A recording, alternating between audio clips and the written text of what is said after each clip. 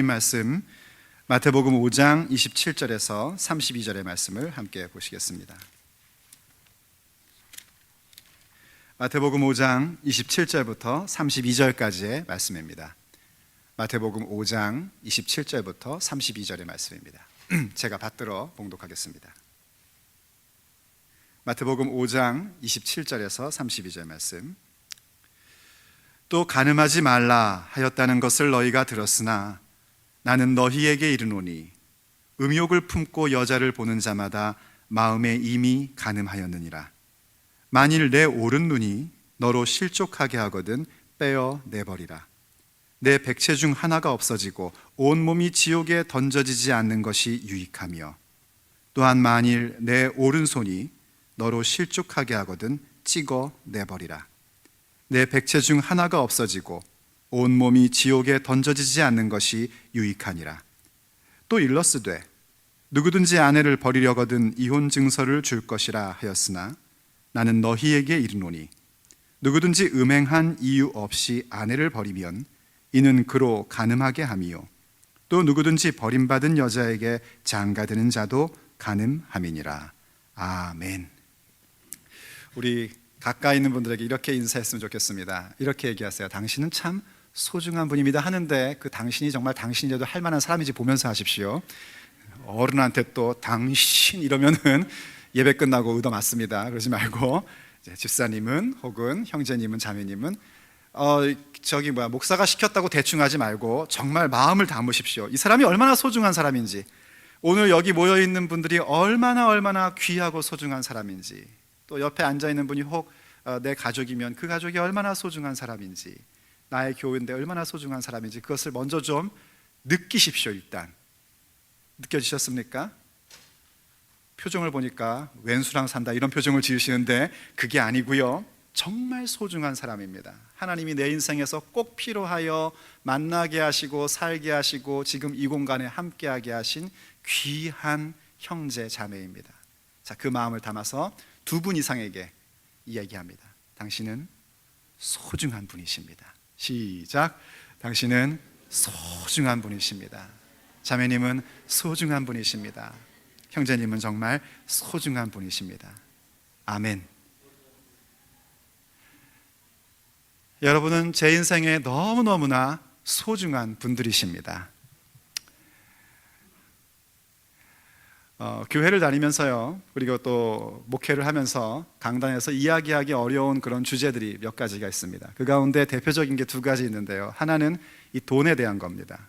돈 얘기하는 거는 목사도, 물론 어떤 목사는 좋아하시는 분도 있지만 저 개인적으로는 거북합니다, 얘기하기가. 그리고 성도들은 특히 목사가 돈 얘기하면은 그게 아무리 재정 영성에 관련된 얘기일지라도 별로 좋아하지 않습니다. 또 한 가지 거북한 얘기는 뭐냐면, 그거는 모든 목회자들이 다 어려워하는 건데 성에 대한 겁니다. 성. 남녀의 어떤 성관계, 성문제에 대한 것, 이것을 얘기하는 것이 참 거북합니다. 왜냐하면 이 거룩한 예배 가운데에, 이 귀한 말씀을 전하는 시간 가운데에 그런 걸 말한다는 게 우리의 정서상에 좀 불편합니다. 그런데 아이러니하게도 성경은 우리에게 돈에 대해서 또 성에 대해서 많은 부분을 이야기하고 있다는 겁니다. 왜냐하면 하나님을 믿는다 하며 살아가는 우리들, 예수의 사람들, 성도들이 의외로 그 믿음의 길을 걸어가면서 돈의 부분에 있어서 또 성의 부분에 있어서 자주 부딪히며 살기 때문입니다. 저는 오늘 여러분들과 이 불편한 이야기를 좀 하려고 합니다. 지금 요즘 한국이나 또 미국이나 세계의 어떤 교회의 현상들을 보면 교회가 마땅히 빛이고 소금으로서 사회의 롤 모델의 역할을 해줘야 함에도 불구하고 그렇지 못한 현상들을 많이 봅니다. 거기에 걸려 넘어지는 건 바로 이 두 가지의 문제입니다. 돈 문제 그리고 성에 대한 문제입니다. 심지어는 현직 목사가 돈 문제 때문에 이른바 배임죄라는 게 있어요. 이 배임죄라는 건 뭐냐면 어떤 공금, 그러니까 말하자면 교회 헌금을 목사가 그러면 안 되는데 자기 마음대로 활용을 하는 겁니다. 자기 마음대로 쓰고 싶은 대로 쓰고 쓰게 하고 싶은 사람에게 쓰게 하고 이런 행동을 하는 거죠. 그런 걸로 실제로 고소를 당하고 실형을 사는 그런 일들이 벌어집니다. 그런가 하면 유명한 목사들이 성 문제 때문에 걸려서 목회를 그만두게 되는 그런 얘기들도 우리가 많이 보고 있습니다. 정말 이 돈과 성에 대한 문제가 심각한 것 같아요. 그런데 그 가운데 이 한국 교회가 조금 더 심각하게 생각하는 것은 돈 문제입니다. 이상합니다. 돈 문제로 걸린 목사들은요, 금방 목회 현장으로 돌아오질 못합니다. 돌아온다 하더라도 많은 기간 동안에 자숙의 기간을 요구하고 교회는 마땅히 그렇게 생각을 합니다.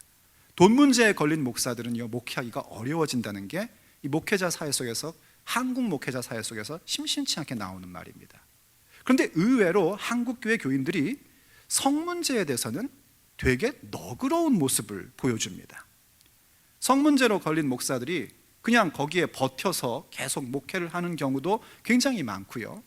또 사임을 한다 할지라도 금방 또 개척을 하고 거기에 많은 성도들이 모여드는 것들을 보면서 저는 굉장히 이해가 되질 않습니다. 그래서 왜 그럴까 하고 또 생각을 해봤는데 아마도 이 한국인의 정서 문제인 것 같습니다. 옛부터 돈에 대해서는 깨끗해야 된다는 것을 늘 생각을 해왔고, 또 성에 대해서는 남자가 뭐 그 정도쯤이야 하는 그런 왜곡된 인식들이 이 교회까지 침투해 들어와 있는 그런 모습이라는 것을 제가 확인하게 됩니다. 그러나 여러분 아십니까? 성의 문제라는 것은 정말 성경이 엄격하게 경고하고 우리에게 심각할 정도로 조심하며 살아야 된다는 것을 명하고 있습니다. 정말 이 성에 대한 부분은 우리가 주님 앞에서 순결한 모습을 갖고 살아야 할 내용입니다. 왜냐하면 우리가 예수의 사람들로서 복락을 누리고 복된 자의 삶을 산다는 것은 다름 아닌 순결한 삶을 이루며 사는 것이기 때문입니다. 물론 오해하지는 마십시오. 이 순결한 삶을 살아야 한다는 것이 성폭력이나 혹은 성추행, sexual assault or sexual abuse 같은 그런 일들의 피해를 입은 사람들을 가지고 하는 얘기가 아니라는 것을 먼저 아셔야 됩니다.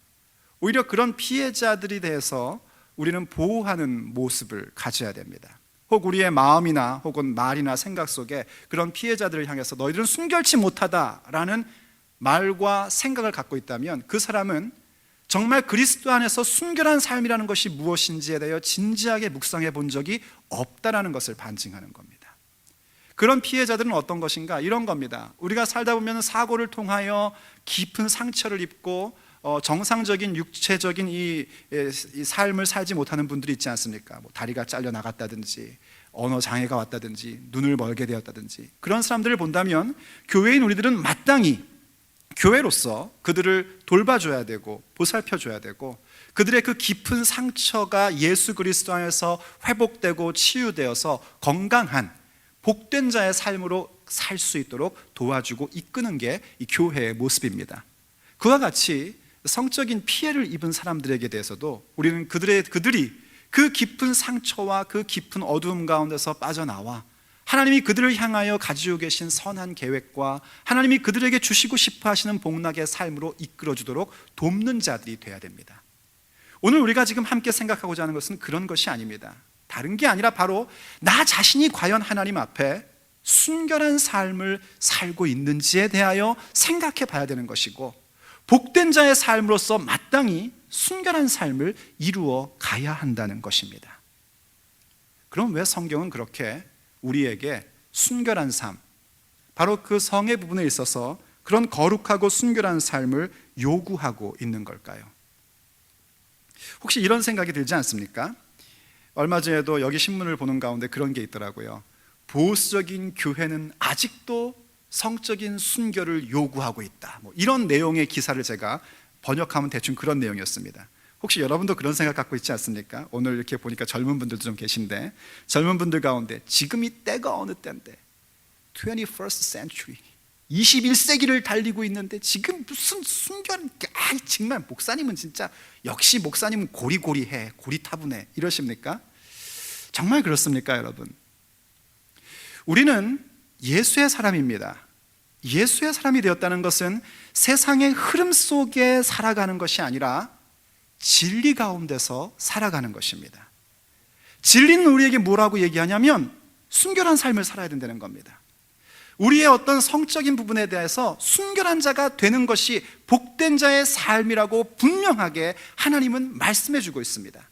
그럼 왜 그토록 그렇게 성의 순결함에 대하여 우리에게 요구하며 명령하고 있는가? 그 이유를 몇 가지 생각해 보면 이런 겁니다. 우선은 성의 타락이라는 것은 하나님이 주신 좋은 것, 하나님이 주신 소중한 것을 망가뜨려서 퇴폐한 것으로 만드는 것의 대표적인 예제이기 때문입니다. 하나님이요, 우리에게 주신 것들은 전부 다 좋은 것들입니다. 소중한 것입니다. 그런데 악한 사탄은 어떻게 하는 줄 아십니까? 그 좋은 것들을 전부 다 더러운 것으로 바꿔놔 버립니다. 그렇게 우리를 만들어 버려요. 예를 들어서 부모가 자녀에게 랩탑을 하나 사줬다고 가정해 봅시다. 왜 사줬을까요? 부모님 10명이면 10명, 아니 100명이면 100명, 1000명이면 1000명 그 랩탑이나 컴퓨터를 사줄 때 너는 이걸 해서 게임 중독에 빠질지어다 이러고 사주는 부모가 혹 계시면 신고하십시오. 없습니다. 전부 다 공부하는 데 도움을 받고, 그리고 또 너무 공부만 하면 안 되니까 애들이, 그러니까 가끔씩 좀 쉬기도 하고 또 귀한 정보들을 찾으라고 해주는 거 아니겠습니까? 근데 악한 사탄은 어떻게 하냐면 그것을 사용하지 못하고 선한 일에 쓰지 못하고 악한 것으로 쓰게끔 둔갑을 시켜버립니다. 성이라는 것은 어떤 거냐면 남자인 남편과 여자인 아내, 그 부부 관계 속에서 하나님이 주신 거룩하고 아름다운 것입니다. 그래서 이 남녀의 부부 밖에서 이루어지는 모든 성은 다 더러운 것으로 전락해버립니다. 그건 마치 무엇과 같으냐면요, 제가 잘 쓰는 비유인데 입 안에 있는 침과 같은 것입니다.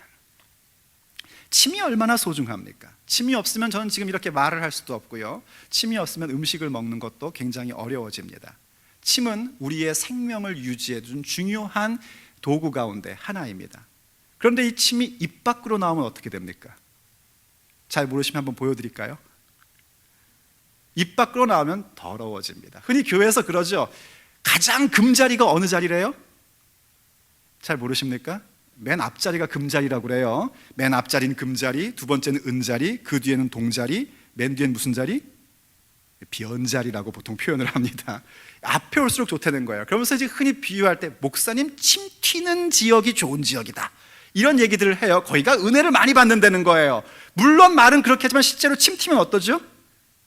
예, 어처구니가 없어서 웃어요. 저도 가끔 이렇게 하다가 이 파편이 나갈 때가 있는데 저도 민망합니다. 그와 같은 거라는 말입니다. 하나님이 주신 귀한 것이 마땅히 있어야 될 자리, 하나님이 주신 귀한 그 선물의 자리에 있으면 거룩한 것인데, 사단은 이 자리를 이탈케 함으로써, 요한계시록 말씀처럼 사단이 하는 일은 우리를 이탈케 한다는 것입니다. 그 자리를 이탈케 함으로써 더럽혀지는 것의 대표가 이 성적인 부분입니다. 그래서 성경은 우리에게 성에 대해서 순결한 모습을 가져야 된다고 분명하게 강조를 하고 있는 겁니다. 또 한 가지 이유가 있다면요, 성의 타락은 하나님이 우리에게 주신 부부 공동체, 또 가족 공동체를 파괴하고 몰락시키는 일을 가져오기 때문입니다. 이것이 심각한 것은 사회가 우려하는 정도의 차원을 넘어섭니다. 사회가 부부관계의 어떤 그런 부부 공동체가 깨지고 가정 공동체가 몰락하는 것에 대해 심각한 것은 거기 가정에서 보호받아야 될 아이들이 심리적으로 큰 피해를 입는다든지 혹은 사회적으로 여러 가지 문제를 갖게 되기 때문입니다. 그런데 성경은 우리에게 뭘 얘기하냐면 부부 공동체라는 것, 가족 공동체라는 것은 다름 아니라 하나님의 형상과 모양을 닮아가는 모습인데 그 모습을 깨트려 버리는 것이기 때문에 심각한 죄악이라는 겁니다. 여러분 잘 아는 창세기 1장 26절을 보면요, 이렇게 기록을 하고 있습니다. 하나님이 이르시되 우리의 형상을 따라 우리의 모양대로 우리가 사람을 만들고 그들로 바다의 물고기와 하늘의 새와 가축과 온 땅과 땅에 기는 모든 것을 다스리게 하자 하시고, 이런 말씀이 있습니다. 이 말씀이 교회 역사 속에서 주로 어떤 내용으로 사용됐냐면 사람의 존엄성에 대한 부분으로 사용이 됐었습니다. 그래서 사람이 자연을 다스리고 지배해 가야 할 마땅한 권리가 있는 것으로 주로 많이 사용됐는데, 그것도 참 중요한 부분인데요, 절대로 놓치지 말아야 될 게 뭐냐면 여기에 지금 소위 말하는 하나님의 공동체성이 등장한다는 겁니다. 보시다시피 하나님께서 말씀하시는데 우리의 형상, 우리의 모양, 우리가 사람을 만들자 하는 부분이 나와요. 현대교회 정립된 개념으로 말하자면 이거 어려운 건데요, 삼위일체 하나님의 등장이 나온단 말입니다. 삼위일체가 뭔지 오늘 저는 그걸 얘기하고 싶진 않습니다. 이걸 알고 싶은 분은 저에게 성경 공부를 신청하시면 제가 친절하게 몇 주에 걸쳐 여러분과 함께 말씀을 나눠드리도록 하겠습니다. 삼위일체 그냥 단순히 얘기하면 이런 겁니다. 성부와 성자와 성령 각각 하나님으로 인격체이신데 그 본질이 하나라는 겁니다. 영어로 얘기하면 three persons and one substance라는 겁니다. 할렐루야. 그래서 지금 그 얘기가 아니라 이 성부와 성자와 성령이 공동체로서 함께 하심으로 계획을 세우고 일을 만드시고 뭔가를 해나가시는 모습을 우리에게 보여줍니다. 그래서 하나님의 형상과 모양을 따라대로 지음받았다는 것은 우리의 눈, 코, 입이 그렇게 따라대로 지어졌다라는 그런 개념 넘어서서 하나님의 인격, 하나님의 영적인 부분을 닮은 것인데 빼놓을 수 없는 하나님의 공동체성을 닮았다는 겁니다. 좀 어려운 얘기인데 이해가 되십니까? 끄덕이며 아멘 하는 분이 세 분밖에 없다는 것은 제가 참 힘들어지는데, 하나님의 공동체성을 닮아가는 것이 하나님 형상 닮아가는 겁니다. 모르겠으면 외우십시오. 어쩔 수 없습니다. 이건 외워야 돼요. 그러니까 하나님 형상 닮는다, 내가 예수 그리스도의 모습을 닮는다 하는 것은 그냥 우리가 좋은 성품 하나 갖는 차원이 아닙니다. 우리 교회가 추구하는 영성, 공동체성, 인격성, 이 부분을 만들어가는 건데 그거의 모든 근원은 어디 있냐면 하나님께 있는 겁니다. 성부, 성자, 성령의 영적인 부분을 부여받는 것이고, 삼위일체 하나님의 공동체성을 우리가 닮아가는 거고, 삼위일체 하나님의 인격성을 우리가 닮아가는 겁니다. 외우셨습니까? 예, 감사합니다. 외우십시오. 이해가 안 되면 외우는 겁니다. 그러면 주께서 언젠가 기억나게 하시며 깨닫게 해주신 날이 올 줄로 믿습니다. 근데 문제가 뭐냐면 그렇게 하신 다음에 하나님이 어떤 행위를 하셨는지 창세기 1장 27절에서 이렇게 보여줍니다. 하나님이 자기 형상, 곧 하나님의 형상대로 사람을 창조하시되 누구와 누구를 창조하셨대요? 남자와 여자를 창조하셨다는 겁니다. 하나님의 공동체성을 따라 사람을 만드셨는데 남자와 여자를 창조하셨대요. 이때 남자와 여자는 누구냐면 창세기 1장과 2장의 문맥 속에서 부부를 얘기합니다. 부부 공동체, 부부가 서로 다른 모습 가운데에서 하나가 되는 그 마음을 갖고 살아가는 모습은 다른 게 아니라 하나님의 공동체성을 닮아가는 모습인 겁니다. 그리고 그 부부를 통하여 탄생하는 여러 자녀들을 통해서 그것은 가족 공동체가 되고, 하나님은 이 가족 공동체, 부부 공동체를 통하여 우리들이 하나님의 공동체성을 닮아가도록 이끌어 주십니다. 그리고 그것이 더욱더 발전된 것이 교회 공동체인 겁니다. 그런데 바로 그러한 부부 공동체의 중요한 부분을 깨트리는 게 뭐냐면 성적인 타락입니다. 그러니 그것은 무엇을 얘기하는가? 하나님의 공동체성을 닮아가야 되는 예수의 사람의 모습을 이미 벌써 포기해버린 겁니다. 그런데 그런 자가 어찌 목회를 할 수 있습니까? 그런 자가 어떻게 교회의 사역을 감당할 수 있습니까? 그만큼 우리가 가져야 되는 순결함이라는 것은 단순히 육체의 순결함의 차원 정도가 아니라 영적인 순결함까지 이어져 있다는 것을 우리는 기억해야 됩니다. 그래서 성경은 또 우리에게 뭘 얘기해 주냐면 성적 타락은 반드시 영적인 타락과 연결되어 있는 것을 우리에게 얘기를 해줍니다. 왜 그토록 성경이 성의 타락을 강조하는가? 바로 그것 때문인 겁니다. 우리가 하나님 앞에서 하나님 성품을 닮아가야 되는 현장 속에 그 현장을 파괴한다면 이미 우리는 영적인 문제를 갖고 있는 것이죠. 로마서 1장 24절이 우리에게 이렇게 얘기를 해줍니다. 그러므로 하나님께서 그들을 마음의 정욕대로 더러움에 내버려 두사 그들의 몸을 서로 욕되게 하게 하셨으니, 몸을 서로 욕되게 했다는 것 다른 게 아니라 성적 타락의 현상을 얘기하는 겁니다. 참 이상해요. 사람의 타락 현장에는 반드시 성적인 타락이 등장을 합니다. 이상합니다. 그 이유를 성경은 이렇게 얘기하고 있는 겁니다. 하나님이 내버려 두셨대요. 하나님의 진노 중에 제일 무서운 진노는 이겁니다. 내버려 두시는 진노입니다. 여러분, 자녀들이 부모에게 혼날 때 제일 무서운 게 뭔지 아시죠? 네 마음대로 해. 이 얘기 나오면 부모님이 이거 정말 화난 겁니다. 네 마음대로 했는데 아하 이러는 자녀는 그건 벌써 자녀의 수준을 떠나선 거고요. 그거는 네 마음대로 해 이러면 정말 부모가 얼마나 화나는지를 알게 되는 거죠. 하나님의 진노 가운데 제일 무서운 게 내버려 두는 겁니다. 차라리 하나님이 후다다닥 때려버리시면은요, 그 다음에는 반드시 뭐가 금방 오는 줄 아십니까? 불쌍한 내 자식 이렇게 오시는데, 이 내버려 두면은 이게 갈 때까지 다 가는 겁니다. 그래서 갈 때까지 다 간 인류가 어디까지 가냐면 성적인 타락까지 가요. 근데 그게 어디서부터 비롯됐는가? 오늘 지금 읽었던 로마서 1장 24절을 보니까 그러므로라고 얘기하죠.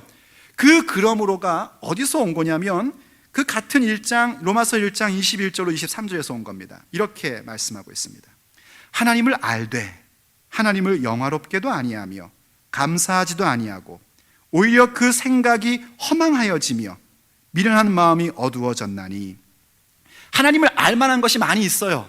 하나님이 자연을 통해서도 인생을 통해서도 하나님을 믿어야 되겠다라는 생각을 갖게끔 해주시는 보편적인 은총이 있고, 더군다나 우리들은 이렇게 교회를 다니면서 말씀을 듣고 예배를 드리며 하나님을 믿는다는 게 얼마나 소중한지를 알고 있습니다. 그런데도 불구하고 우리가 어떤가?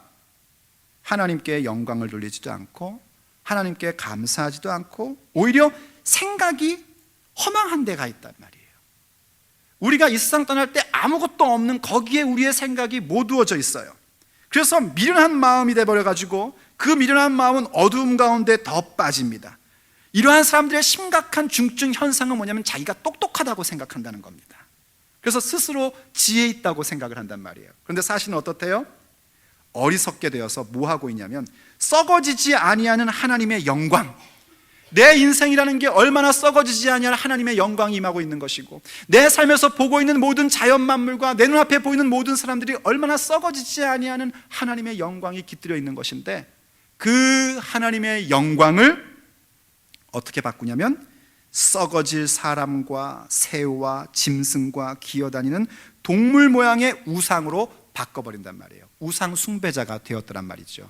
그리고 그 우상 숭배자의 모습으로 살아가니까 하나님의 진노가 그들 가운데 임하는데, 내버려두는 진노가 임하고, 그 내버려두는 진노 속에서 사람들은 점점 어떻게 하는가? 서로의 몸을 욕되게 만드는데, 그 욕되게 만드는 수준이 어디까지 가냐면 동성애까지 가더라는 겁니다. 오늘 역시 또 동성애에 대한 얘기까지도 할 수가 없습니다. 시간이 없어서요. 그런데 제가 좀 하나 짚고 넘어가고 싶은 것은, 현대 속에서 동성애가 이렇게 커밍 아웃 되어 버리니까 다른 사람들이 어떤 착각을 갖냐면 이성 속에서 이루어지는 부분들은 다 괜찮다고 여기면서 살더란 말입니다. 여러분, TV를 보시고 드라마를 보고 영화를 보면은요, 이성끼리의 성적인 문제는 아무것도 아닌 것처럼 얘기를 하고 당연한 것처럼 얘기를 하고 있습니다. 교회는 거기서 정신을 바짝 차려야 됩니다. 얼마나 하나님께서 이 부분을 무섭게 여기는지를 보아야 합니다. 왜 그런가? 이것은 바로 영적인 순결함과 직결되어 있는 문제이기 때문입니다. 그러므로 오늘 우리가 함께 생각하는 순결한 삶이라는 것은 성적인 순결함과 동시에 그것과 직접적인 연결되어 있는 영적인 순결함, 또 뒤집어 얘기하면 영적인 순결함과 함께 그 영적인 순결함이 직접적으로 연결되어 있는 우리의 육체의 성적인 순결함을 가지면서 살아야 한다는 사실을 꼭 기억하셔야 합니다. 제가 오늘 이 설교가 별로 인기 없을 줄은 알았지만 이렇게까지 반응이 냉랭할 줄은 몰랐습니다. 그럼 이제 우리가 던져야 될 질문은 뭐냐면 도대체 어떻게 해야 되냐는 겁니다. 눈만 뜨면은 이 타락한 모습들이 나타나고, 우리가 순결한 성적인 부분뿐만이 아니라 영적인 부분에 있어서의 그 순결한 삶을 이루어간다는 것이 참 어려운 세상 가운데 과연 어떻게 해야 될까 하는 겁니다. 오늘 예수님께서는 우리에게 그 부분에 대해서 분명한 가르침을 주십니다. 첫째로는요, 우선 마음의 문제를 잘 다스리고 지키는 자가 되라는 겁니다. 오늘 본문 27절과 28절에서 이렇게 말씀해 주고 계십니다. 같이 한번 읽어보죠. 시작. 또 간음하지 말라 하였다는 것을 너희가 들었으나 나는 너희에게 이르노니 음욕을 품고 여자를 보는 자마다 마음에 이미 간음하였느니라. 아멘. 내가 뭔가 성적인 범죄를 저지르지 않았다, 나는 그런 적 없다 하고 만족할 수 있는 부분이 아닌 겁니다. 예수님이 지금 뭘 얘기하냐면 마음의 부분을 얘기하고 있습니다. 그러니까 마음속에 그 은큼한 마음을 품고 여자를 보는 것 자체로도 벌써 순결한 삶과는 거리가 먼 그런 인생으로 전락했다는 겁니다. 그럼 또 여자들은 그러죠. 우리는 뭐 안 그래. 반대도 마찬가지입니다. 은큼한 마음을 품고 남자를 보면 역시 똑같은 겁니다. 설마 여기서 남자들만 들어야 된다고 생각하시지는 않겠죠. 이 마음이 참 중요합니다. 우리가 정말 마음 가운데서부터 순결한 삶을 추구하고 그것을 가지려는 그런 마음과 그런 그 기도를 할 수 있어야 됩니다. 영적인 순결성을 지키지 못하면 우리는 마음으로 여러 가지의 범죄를 저지르며 살아갑니다. 마음으로 사람을 죽이기도 하고 마음으로 간음을 하기도 합니다. 그것이 정말 우리에게 심각한 일입니다. 물론 여러분, 남자들이요 예쁜 여자를 보면서 와 이쁘다 하는 건 죄일까요, 아닐까요? 예쁜 여자를 보고 못생겼다, 이게 심각한 겁니다. 남자가 예쁜 여자를 보면서 와 이쁘다, 이건 자연스러운 겁니다. 그런데 거기까지입니다. 거기를 넘었으면 안 되는 거예요. 좀 더 구체적인 예를 드려볼까요? 바닷가에서 야 신난다 하고 갔더니 누드 비친 거예요. 그건 죄일까요, 아닐까요? 아니죠. 그냥 갔는데 누드 비친지 어쩌란 말이에요. 그럼 보고서 어이쿠 하고 그냥 빨리 나오면 됩니다. 그럼 죄는 뭐냐면 이런 거예요.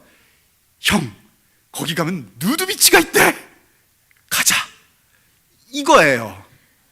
이해가 되십니까? 그게 문제라는 겁니다. 마음을 항상 다스리는 자가 돼야 됩니다. 모든 심각한 문제는 마음에서부터 문제가 오기 시작을 하는 겁니다. 그래서 잠언은 우리에게 이러한 지혜를 줬었습니다. 잠언 4장 23절 말씀에서 모든 지킬 만한 것 중에 더욱 내 마음을 지키라, 생명의 근원이 이에서 남이니라 하고 권면하고 있는 겁니다. 사랑하는 여러분, 순결한 삶, 그것은 우리의 마음을 지키는 것서부터 시작되는 겁니다. 마음을 어떻게 지키는 줄 아십니까? 우리가 마음을 지킬 수 있는 유일한 방법은 예수 그리스도에 대한 믿음을 지키는 것뿐입니다. 우리는요, 우리의 마음을 우리 능력으로 지킬 수가 없습니다.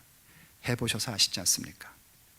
오직 예수 그리스도를 향한 믿음, 예수님과의 그 바른 관계를 지속적으로 이루어 갈 때에, 또 예수님과의 바른 관계를 지속적으로 이루어간다는 것은 말씀과 기도의 삶을 살아가는 겁니다. 날마다 순간마다 그 말씀과 기도의 삶을 살 때 우리는 마음을 지킬 수 있고, 마음을 지킬 때에 우리는 순결한 삶을 이루어갈 수 있는 것입니다. 두 번째로요, 마음의 부분을 지키는 사람이라면 당연히 나타나는 그 모습, 곧 영적인 순결함과 그리고 그와 직결되어 있는 성적인 순결함을 지키면서 순결한 삶을 이루어가는 사람이 되는 데는 중요한 부분이 있는데, 바로 그 순결한 삶을 살 것에 대한 과감성이 있어야 됩니다. 과감성, 그거에 대하여 용기 있게 결정하고 행동하는 모습을 가져야 됩니다. 오늘 본문 29절과 30절을 같이 한번 읽어보겠습니다. 다 읽으십시오. 29절 30절 준비되셨습니까? 시작. 만일 내 오른 눈이 너로 실족하게 하거든 빼어내버리라. 내 백체 중 하나가 없어지고 온몸이 지옥에 던져지지 않는 것이 유익하며, 또한 만일 내 오른손이 너로 실족하게 하거든 찍어내버리라. 내 백체 중 하나가 없어지고 온몸이 지옥에 던져지지 않는 것이 유익하니라. 아멘. 아멘이 되십니까? 한번 이렇게 생각해 보세요. 어떤 사람이요, 저는 마음은 아닙니다, 마음은 안 그렇습니다, 그러면서 그 눈과 그 손이 순결한 삶과는 거리가 먼 곳으로 가고 있다면 과연 그 마음이 올바른 것이겠습니까? 마음과 몸은 따로 놀지 않습니다. 마음과 몸은 함께 가는 것입니다. 특별히 성경은 마음과 몸, 영혼과 육체를 분리하려고 하지 않습니다. 항상 하나로 모두려고 애를 써주고 있습니다. 뭐 이런 얘기 가끔 들어요. 목사님, 제가요 예배는 못 가지만 마음만은 가 있어요. 이런 얘기들을 하시는 분들이 종종 있습니다. 그럼 제가요, 그분 앞에서야 또 이 인격이 있죠. 어떻게 제가 뭐라고 대놓고 까칠하게 굴겠습니까? 아, 네, 그러시군요. 그렇죠. 하지만 제가 속으로는 그렇습니다. 에이, 못 믿겠어요. 그럽니다. 못 믿어요. 아니, 마음은 교회에 와 있다는 게 도대체 뭘 얘기하는 거예요? 저는 그 내용이 구체적으로 뭔지를 모르겠어요. 사람이요, 마음이 딴 데가 있으면 그게 이 손에 안 잡힙니다. 그거 몇 번 하면요, 일할 맛 안 납니다. 차라리 오고 말지 그냥.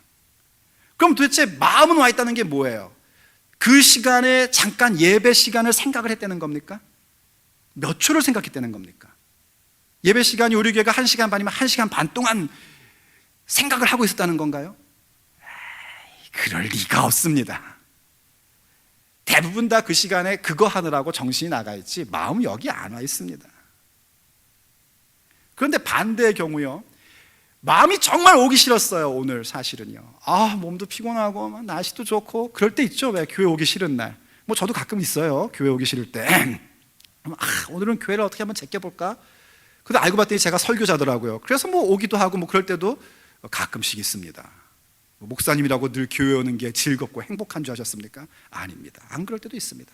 그런데 놀라운 건 뭐냐면, 그런 날 내 몸을 두들겨 쳐가지고 억지로 이곳에 끌고 탁 오면은 그날이 정말 날 잡은 날입니다. 찬양에서부터 은혜가 되고 기도가 막 하늘에 올라가는 게 보이고 말씀 가운데 깨우침이 오기 시작을 하고, 오늘 안 왔으면 어떡할 뻔했네, 큰일 날 뻔했네 세상에. 경험해 보셨죠? 그게 그렇습니다. 몸은 피곤해도 몸을 끌고 가면 마음이 그곳에 함께 가는 걸 보게 됩니다. 그렇게 몸과 마음이라는 것은 무엇이 먼저라고 할 것 없이 함께 연결되어 있는 겁니다. 그런데 우리의 눈, 우리의 손, 이러한 부분들이 범죄로 가게끔 만든다면 그걸 어떻게 해야 되는가? 예수님께서 뭐라고 그래요? 뽑아버려라, 찍어내버려라, 엄청 과격하게 말씀을 하십니다. 물론 이거는 비유입니다. 이게 비유가 아니면 우리가 눈이 10개인들 남아나겠습니까? 뭐 손으로 범죄하는 거 그때보다 찍어버리면 지금 다 이렇게 불구돼가지고 있지 우리가 뭐 손이 남아나겠습니까?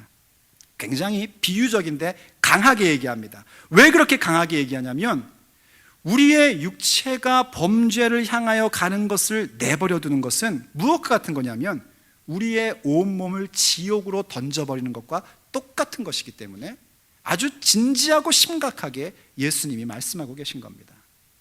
그렇다면 왜 이렇게 과격한 눈을 뽑아라, 말하기도 좀 그렇죠. 팔을 찍어서 내버려라, 그냥 팔을 뭐 잘라라 이 정도도 아니고 찍어 내버려라, 눈도 뭐 그냥 빼가 아니라 뽑아 버려라, 뭐 이렇게 과하게 얘기하고 있는가 생각해 보면 이런 겁니다. 보시면 알지만 오른 눈, 오른 팔이라는 그런 표현, 오른손이라는 표현을 쓰고 있는 걸 여러분 발견할 겁니다. 히브리인들은요, 이 오른쪽에 대해서 능력과 의 혹은 힘, 뭐 이러한 그 감성적 언어의 느낌을 갖고 있습니다. 한국 사람도 좀 그렇죠. 오른손을 더 좋게 여기죠. 그래서 저 어릴 때마다 왼손으로 밥 먹으면 할머니한테 엄청 맞았습니다. 오른손으로 밥 먹어 이러면서요. 원래 이 왼손 제가 잡인데, 그래서 이제 후천적 오른손잡이가 된 그런 케이스예요. 저도 그렇게 이제 오른손이라고 얘기할 때는, 오른쪽을 얘기할 때는 그런 능력, 어떤 의로움, 이런 부분들을 얘기를 해요. 그러니까 이것을 우리가 잘 적용을 하면 무슨 얘기냐면, 우리가 하나님 앞에 순결한 삶을 살고자 하는 그 영적인 삶, 그 거룩한 삶, 그것에 대해서 내가 능력이라고 느끼고 내가 귀하다고 생각되는 것까지도 잘라버리는 한이 있어도 순결한 삶에 대하여 결단하고 살아가라는 것입니다.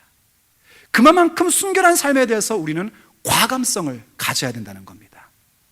여러분에게 힘이 되고 여러분에게 능력이 되고 여러분의 모든 것을 이야기해 주는 내용이 뭡니까? 그 부분을 찍어서 내버릴 수 있어야 됩니다. 여러분, 젊은이들 가운데 혹시 숨겨진 파일 있습니까? 컴퓨터에 엄마랑 같이 볼 수 없는 숨겨진 파일 지우십시오. 컴퓨터를 부셔버리십시오. 혹시 여러분의 스마트 기기 때문에 여러분이 순결한 삶을 사는 데 방해가 되고 있습니까? 스마트기가 여러분의 삶에 기쁨도 주고 힘도 되고 능력도 되지요. 하지만 만약 여러분에게 순결한 삶을 방해하고 있다면 그것도 역시 부셔버리십시오. 부시기가 아까우면 부모님께 드리십시오. 맡기십시오. 여러분, 그것뿐만이 아닙니다. 혹 여러분이 가지고 있는 취미가 하나님보다 더 앞서고 있지는 않습니까? 취미 생활하는 것 좋은 일입니다. 그런데 그것이 하나님보다 더 앞서 있다면 우리는 영적으로 지금 순결함을 잃어버리고 있는 겁니다. 포기하십시오. 찍어서 내버리십시오. 혹 내 자녀가 하나님보다 더 귀합니까? 하나님의 말씀에 의하여 내 삶이 좌우되는 게 아니라 내 자녀의 어떠한 상태에 의하여 내 인생의 희노애락이 결정됩니까? 어느새 자녀가 내게 우상이 되어 있는 겁니다. 순결한 삶과는 거리가 멀어지고 있는 겁니다. 자녀는 찍어서 버릴 수가 없네요. 여러분의 마음을 찍어서 내버리십시오. 자녀가 절대로 하나님보다 먼저 될 수가 없습니다. 우리가 순결한 삶을 사는 데 있어서 어떠한 희생도, 어떠한 가치도 다 포기할 만큼 과감성을 가지고 나아갈 수 있어야 됩니다. 그렇지 않으면 그 모든 것들이 영적인 가늠 상태가 되고 우리로 하여금 순결한 삶과는 거리가 먼 그런 사람으로 전락시켜 버립니다. 세 번째로는요, 순결한 삶을 이루어가는 구체적인 모습은 내게 주어져 있는 힘과 권위를 부부 공동체, 가정 공동체를 지키는 일에 사용하는 것입니다. 오늘 함께 읽었던 본문 31절과 32절을 보면 이렇게 얘기를 합니다.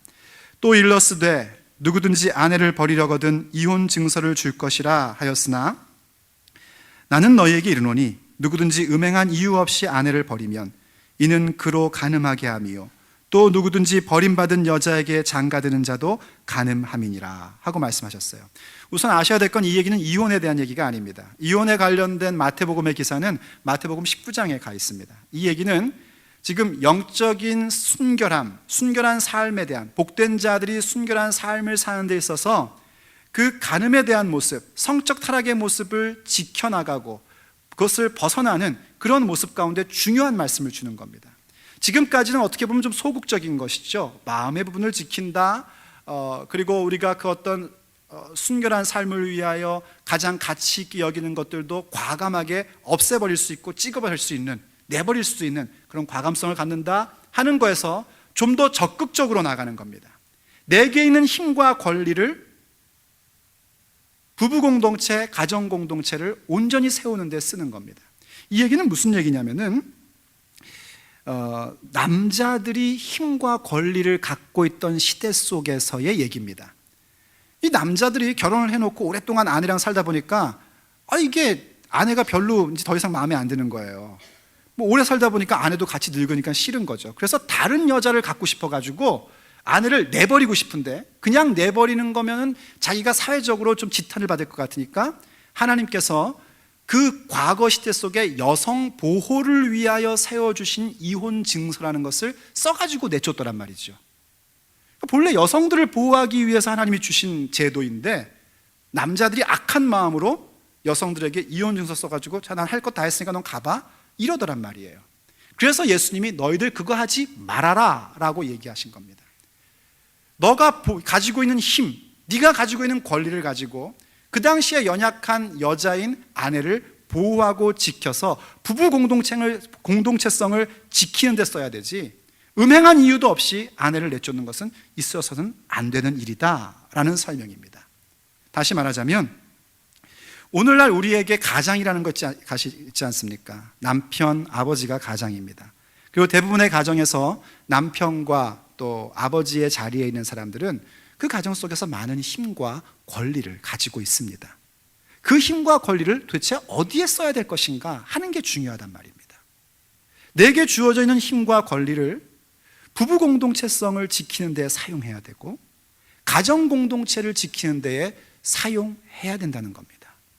우리 사랑하는 남편 되시는 동지 여러분, 또 아버지 되시는 동지 여러분, 우리에게 있는 힘과 권리를 가정 공동체를 지키는 데 쓰기로 결정하십시다. 제가 누가 아멘 안 했는지 소리로 들었습니다. 그렇게 쓰십시다. 만약에 그렇게 쓰지 않았다면 회개하고 오늘부터 그렇게 쓰기를 축복합니다.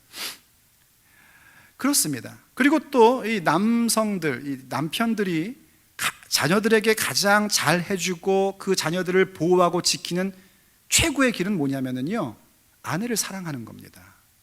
애들 뭐 잘해주는 게 아니고요, 아내를 정말 사랑하는 겁니다. 아내 사랑하면 자녀들은 자녀 공동체성을 지키면서 가족 공동체 가운데 잘 들어오게끔 되어 있습니다. 정말 그렇습니다. 하나님의 원리가 그렇습니다. 그런데 이게 이제 현대 사회 속에서는 반대의 경우도 생각해 볼 수 있어야 됩니다. 이 남자들이 말이죠, 보통 이 50줄이 이렇게 다가오거나 넘어가면 슬슬 철이 들기 시작을 합니다. 이유는 왜 그러면 힘이 빠지기 시작하거든요. 힘이 있을 때까지는 남자들이 자기 힘을 믿고 살다가 힘이 좀 빠지기 시작하면 철이 납니다. 그래서 50대부터는 인생을 생각하게 되고, 또 인생을 생각하다 보면 전도서의 진리를 깨닫게 되는데 모든 게 다 헛되고 그저 하나님 잘 경외하고 또 사랑하는 아내와 같이 살고 자녀들 잘 키우고 이런 게 정말 복된 것이구나 하는 걸 이 절실하게 깨닫기 시작을 합니다. 그래서 어떻게 해요? 이제 아내에게 좀 아내와의 시간을 같이 갖고 싶고 자녀들과도 같은 시간을 보내고 싶습니다. 그런데 이 한국 남자들이 그런 걸 해봤어야 말이죠. 한국 남자들이 제일 잘하는 건 일이래요. 일을 제일 잘한대요. 제일 못하는 건 뭔지 아세요? 관계를 제일 못한대요. 인간관계를. 특별히 누구하고? 아내하고.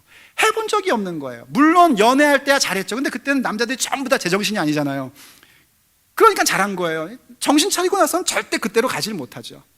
그러니까 이제 어떤 걸 추억하냐면 자기가 아는 유일한 이성과의 관계는 어머니밖에 없으니까 자기 아내한테 엄마에 대했던 그 모습으로 나가는 겁니다. 찡얼대고 맨날 뭐 이렇게 하고 뭐 그런 자세로 자꾸 나가게 되는 거예요. 그러니까 아내 입장에서는 어때요?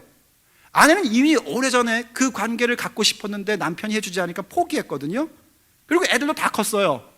그때쯤 되면 이제 드디어 자유로운 삶을 살기 시작했는데 이 남편이 때 아니게 갑자기 좋은 어떤 그런 관계를 갖고 싶어가지고 자꾸 다가오니까 귀찮아 죽겠죠.